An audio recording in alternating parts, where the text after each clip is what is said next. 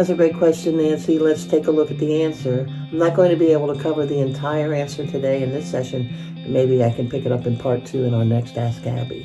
What I want to look at today are 2 things: the types of conflict that you have, and then the stages of anger that bring about the conflict. And so let's take a look first at the types of conflict that you and your husband might be having. There are 4 different types of conflict. The first one is pseudo-conflict, and pseudo-conflict is methods, the way you do things. As an example, let's take a look at my husband and I. If we're given 2 weeks to get to California, and we can get there any way we want, I'm going to take the 2 weeks and I'm going to go all over the United States and visit my friends.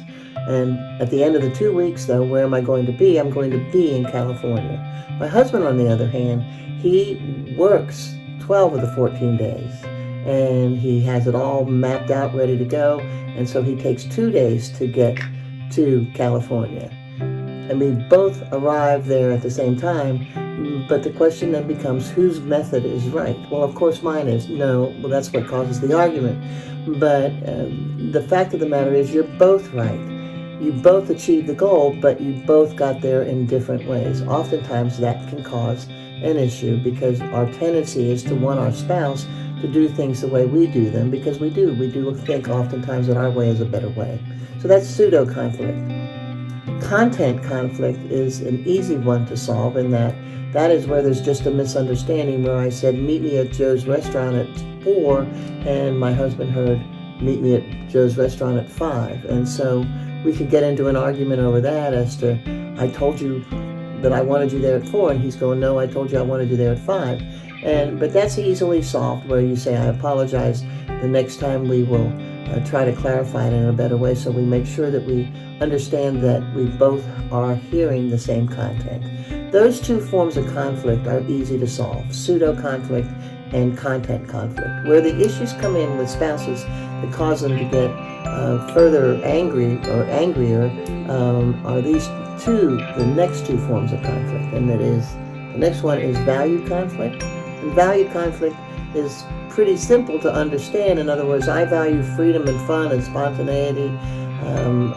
If I have a choice of doing the dishes or going to have fun with my kids, I'm going to go play with my kids. Right? That's my value. My husband's value is structure and order and discipline, and get the dishes done before you go have any fun, and you can't have fun until you get everything done. Okay, he values that, I value my values, and we then get into an argument as to whose value is the correct value or way to raise children. So we can get into that problem. The final form of conflict is ego conflict. And ego stands for easing God out. And it's because of our ego that sometimes our sense of self-esteem is tied into being right. And so I'm going to fight to do whatever it takes to win this argument. And that's where we have a problem. That's why I usually see couples, it's either a value conflict or an ego conflict. And so how do we solve that as far as these 4 types of conflict? Well, I think the first thing is become aware of the stages of anger so that you can calm the storm before the sea rises up and everybody's falling off the boat.